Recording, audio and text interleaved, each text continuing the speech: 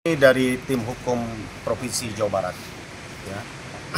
Pak Gubernur menugaskan kami, tim hukum Provinsi Jawa Barat ini untuk bersama-sama dengan Biro Hukum ya Provinsi Jawa Barat dan juga Disdik Provinsi Jawa Barat untuk menghadapi ini secara serius karena ini aset tempatnya strategis di pusat kota Bandung dan ini tidak boleh hilang dari pemerintah, dari milik negara. Oleh karena ini tempat ya tadi disampaikan menghasilkan begitu banyak anak-anak bangsa untuk masa depan mereka. Dan kita melihat gugatan ini dari awal juga terlalu diada-ada. Ya kenapa? Kita lihat legal standing ini ini kan menjadi pertanyaan tadi yang saya sampaikan. Dari tahun 60 PLK ini kan sudah dinyatakan sebagai organisasi terlarang di Indonesia. Lalu tahun 2017 ini bisa terbit kembali badan hukum mereka dan diakui oleh negara. Ini sesuatu yang bermasalah. Ya, itu sebabnya ketika tahun 2025 ini kami ajukan bukti-bukti ini kepada Kementerian Hukum, ya kan? Kementerian Hukum ini mengoreksi keputusan mereka di tahun 2017 dengan mencabut keputusan mereka ya, organisasi mereka terdaftar di Kementerian Hukum tahun 2017 lalu. Makanya dicabut di tahun 2025 ini tanggal 28 Agustus kemarin. Dengan demikian, ya ini ada masalah kan? Ini pasti ada masalah. Dan masalah inilah yang akan kami telusuri, ya kan? Kalau ada pidananya, kami sudah diperintahkan, ya, kami sudah diminta oleh pemerintah Provinsi Jawa Barat. Kalau ini ada pidananya, maka kami bersama-sama dengan Biro Hukum Pemprov Jawa Barat, kami akan mengambil langkah bukan hanya menghadapi kasasi yang akan mereka lakukan, tapi kami akan melakukan pelaporan, akan tempuh tindak pidana. Karena kami menduga dari awal gugatan ini ada keterangan palsu atau memasukkan keterangan palsu ke dalam akta otentik atau menggunakan surat atau akta palsu. Ya, karena kenyataannya setelah kami merapat dengan Kesbangpol dan juga dari Biro Hukum, kami lagi telusuri bahwa ini bermasalah organisasi ini dari tahun 60. 2017 kok bisa keluar penetapan organisasi mereka terdaftar di kementerian. Dan inilah yang kami permasalahkan. Lalu terbit ini keputusan pencabutan mereka. Ini keputusannya.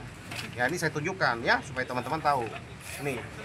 Ya, ini dicabut oleh menteri. Ya, dasar pencabutannya ada di sini. Ya. Dan pencabutan ini oleh Pak Gubernur sudah diberitahukan kepada PT UN. Ya, sudah diberitahukan ke PT UN. Jadi, menurut saya Mahkamah Agung ketika mereka mengajukan kasasi ini harusnya tidak dapat lagi diterima. Ya, entah bagaimana prosesnya, apakah lewat penetapan putusan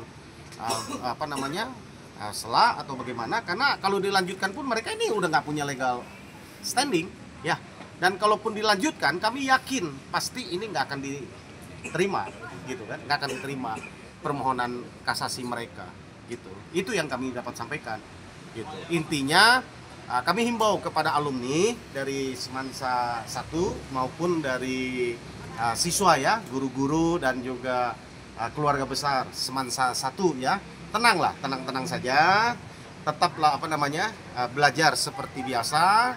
Sudah ada yang mengurus, kami tim hukum Pemprov Jawa Barat bersama dengan Biro Hukum dan Disdik, kami akan urus ya secara hukumnya. Ya, juga kepada masyarakat untuk diketahui bahwa pemerintah Provinsi Jawa Barat dalam hal ini Pak Gubernur sangat serius menghadapi ini. Itu sebabnya menugaskan kami ya tim hukum Provinsi Jawa Barat untuk mengawal kasus ini. Demikian.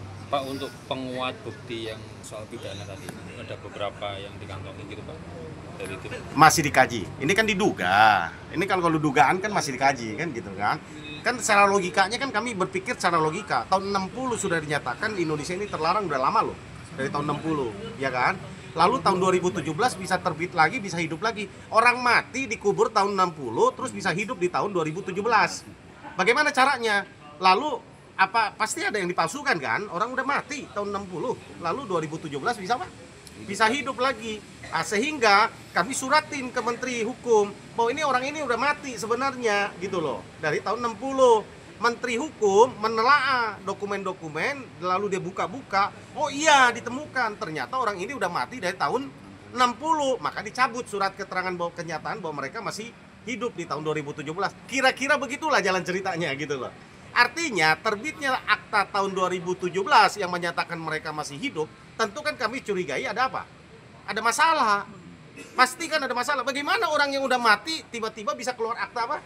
Lahir lagi, bahwa dia baru lahir 2017. Kan nggak mungkin gitu loh. Ya, itu logika yang saya bangun gitu loh. Ya, sehingga itu kalau ditanya apakah ada pidananya, kami menduga tentu ada dipalsukan dong. Ada ini. Kalau ada, ya kan, kami namanya akan menelusuri kan kalau ada gitu. Ya, silakan mungkin Pak Romi.